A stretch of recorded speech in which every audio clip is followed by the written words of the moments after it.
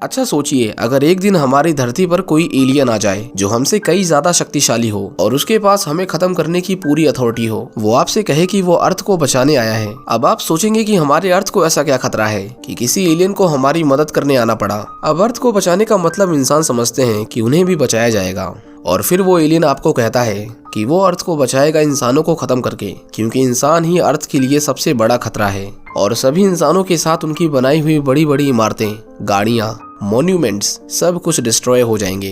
अब यहाँ इंसानों को उन एलियंस को समझाना था कि वो सुधर सकते हैं और उन्हें एक और मौका मिलना चाहिए।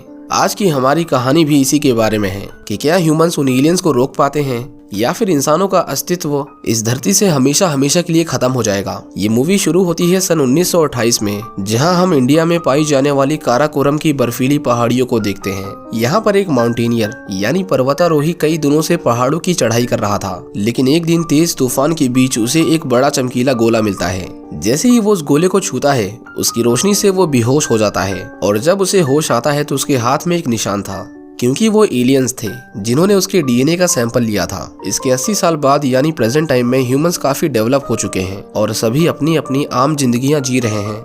यहाँ पर हम हेलेन को देखते हैं, जो कि एक एस्ट्रोबायोलॉजिस्ट है, यानी वो साइंटिस्ट जो इस यूनिवर्स में लाइफ के ओरिजिन को स्टडी करते हैं। क्लास का लेक्चर खत्म होने के बाद वो रोजमर्रा की तरह अपने घर जाती है, जहाँ उसका बेटा जेसन उसका इंतजार कर रहा था। तभी उसे एक फोन कॉल आता है और कोई उसे बताता है कि हम आपको लेने आ रहे हैं। यहाँ हेलेन थोड़ी घबरा गई थी। जब वो घर के बाहर देखती है तो बहुत सारे सीक्रेट मिलिट्री ऑफिसर्स और पुलिस उसे लेने आई थी। हेलेन उनसे पूछती है कि वो उसे कहाँ लेकर जा रहे हैं, पर उन्हें कुछ भी बताने की परमिशन नहीं थी। यहाँ तक कि गवर्नमेंट ने उनके लिए पूरा का पूरा हाईवे खाली करवा दिया था। वहां पहुंचकर हेलेन को पता चलता है कि वो अकेली नहीं है जिसे उन लोगों ने जबरदस्ती लाया है।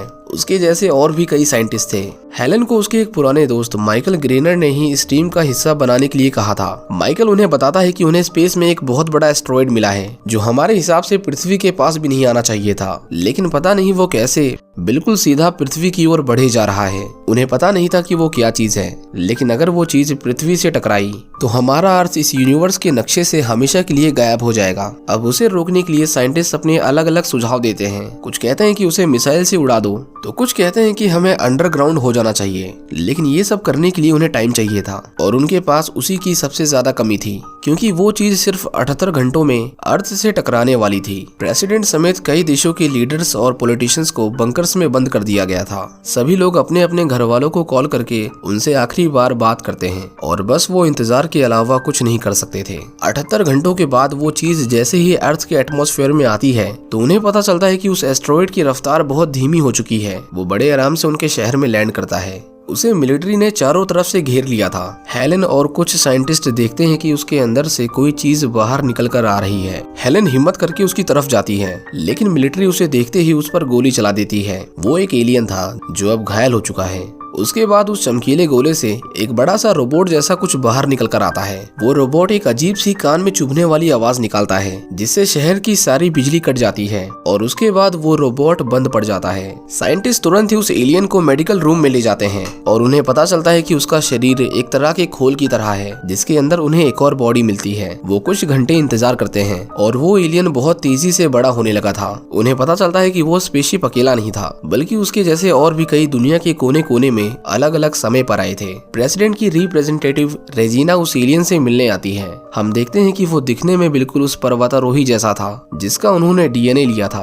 वो कहता है कि मुझे उससे बात करनी है जो अर्थ को रिप्रेजेंट करता हो, लेकिन अर्थ पर तो हर देश के अलग अलग लीडर्स होते हैं, इसीलिए ये पॉसिबल नहीं था। रेजिना सोचती है कि एलियन को इंटेरोगेट करके उसे सारी इन्फॉर्मेशन निकलवा लेंगे। वो उसे एक खास तरह का ड्रग देने वाले थे, लेकिन हेलेन का मानना था कि ऐसा करना ठीक नहीं, हमें पहले उसकी सुननी चाहिए, इसीलिए वो उसे ड्रग नहीं देती। वो लोग उसे एक बंद कमरे में लाते हैं और उसकी बॉडी में झूठ पकड़ने वाली मशीन लगाकर उससे सवाल पूछने लगते हैं, लेकिन वो मशीन क्लेटो पर काम नहीं करती, बल्कि वो इतना ज्यादा पावरफुल था कि उल्टा वो उस साइंटिस्ट से ही वहाँ से बाहर निकलने का रास्ता पूछने लगता है। वहाँ के सिक्योरिटी सिस्टम को ब्रीच करके वो उनकी मिलिट्री फैसिलिटी से भाग जाता है। उसे कहीं पर जाना था, इसीलिए वो एयरपोर्ट पर आता है, पर सभी फ्लाइट्स डिले हो चुकी थी क्योंकि उसे गोली लगी थी, इसीलिए वो बेहोश हो जाता है। दूसरी ओर हेलेन को चिंता थी कि पता नहीं वो एलियन कहाँ गया होगा, पर तभी उसे एक कॉल आता है। पुलिस उसे बताती है कि एक आदमी उससे बात करना चाहता है। जब हेलेन वहाँ पहुँचती है तो उसे पता चलता है कि ये वही एलियन है। क्लेटो अपने घाव पर दवाई लगाता है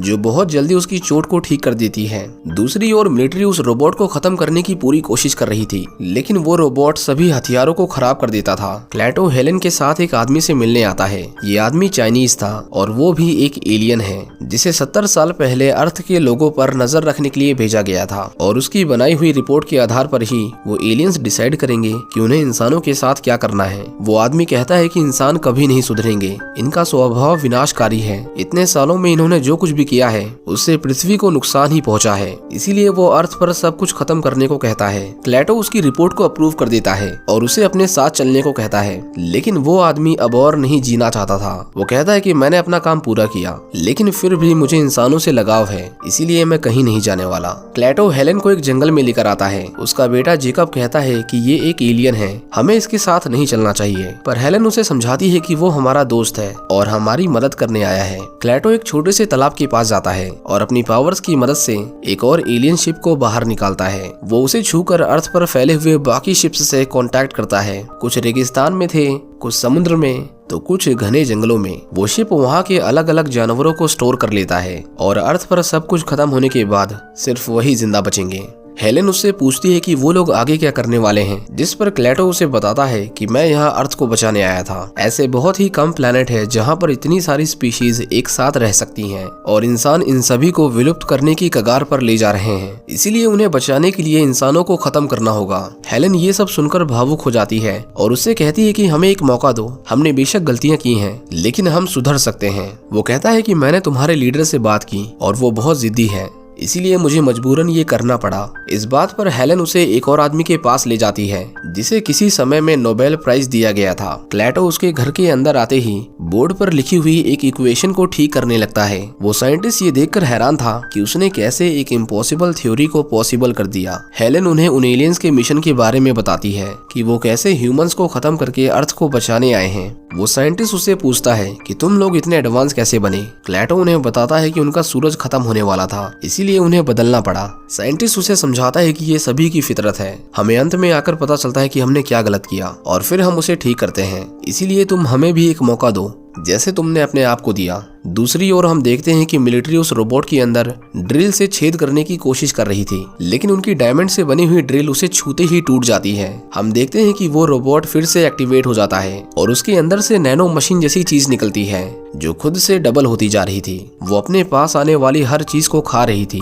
वो उनके मिलिट्री फैसिलिटी को तोड़कर एक मधुमक्खियों के झुंड की तरह बाहर आते हैं। वो झुंड अपने सामने आने वाली हर चीज को खाकर बड़ा होते जा रहा था। इससे पहले वो सभी मिलकर इंसानों को बचाने का तरीका खोज पाते, मिलिट्री उन्हें ढूंढ लेती है। हेलेन के बेटे ने ही उन्हें उनका पता बताया था, क्योंकि वो उस एलियन को पसंद नहीं करता था। सोल्जर्स हेलेन को पकड़ लेते हैं और अब क्लेटो भी उनके निशाने पर था, पर वो अपनी पावर से उनके हेलीकॉप्टर को क्रैश करवा देता है। जेसन उसे देखकर बहुत डर गया था, लेकिन क्लेटो जानबूझकर किसी को नुकसान नहीं पहुंचाना चाहता था। वो दोनों वहाँ से भाग जाते हैं। हेलेन रेजिना से कहती है कि हम चाहे कितनी भी कोशिश कर लें, पर उन्हें रोक नहीं सकते।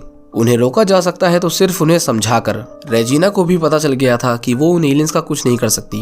जेसन अपनी माँ को फोन करके उसे उसके डैड के कब्र पर मिलने को कहता है। जेसन क्लेटो को कहता है कि वो अपनी सुपर पावर से उसके डैड को जिंदा कर दे, क्योंकि इससे पहले उसने एक पुलिस ऑफिसर को अपनी पावर से जिंदा किया था। पर क्लेटो उसे समझाता है कि कुछ चीजें उसके हाथ में नहीं है। ये सुनकर जेसन रोने लगता है, क्योंकि वो अपने डैड से बहुत प्यार करता था। क्लेटो उसे रोता देखकर महसूस करता है कि इंसानों का एक दूसरा चेहरा भी है।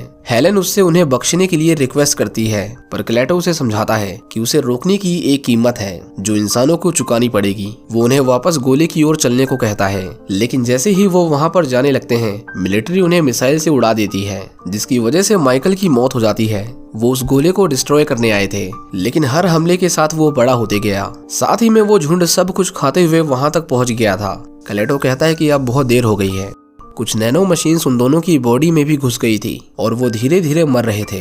क्लेटो उन्हें अपने अंदर सोख लेता है, जिसकी वजह से उनकी जान बच जाती है। उसे किसी तरह उस गोले तक पहुंचना था, पर उसे उस झुंड के बीच से होते हुए जाना होगा। वो आगे बढ़ना शुरू करता है। वो उस तक पहुंच तो गया था, लेकिन उसका इंसानी शरीर खत्म हो जाता है। उसने जाने से पहले सभी नैनो मशीन्स को डीएक्टिवेट कर दिया था, और जैसा कि उसने कहा था कि इंसानों को उसकी एक कीमत चुकानी पड़ेगी, इसीलिए पूरे अर्थ पर इलेक्ट्रिक सिग्नल ट्रांसमिट होना बंद पड़ जाते हैं और पूरी दुनिया ब्लैकआउट हो जाती है, जिसे ठीक करने में इंसानों को कई साल लगेंगे ताकि उन्हें एहसास हो कि उन्होंने अर्थ पर क्या क्या गलत किया है। आखिर में हम देखते हैं कि वो गोला वापस से अर्थ से चला जाता है और इस तरह इंसानों को मिलता है खुद को सुधारने का एक और मौका। इसी के साथ ये मूवी यहीं पर खत्म हो जाती है। उम्मीद करता हूँ कि आपको ये मूवी पसंद आई होगी।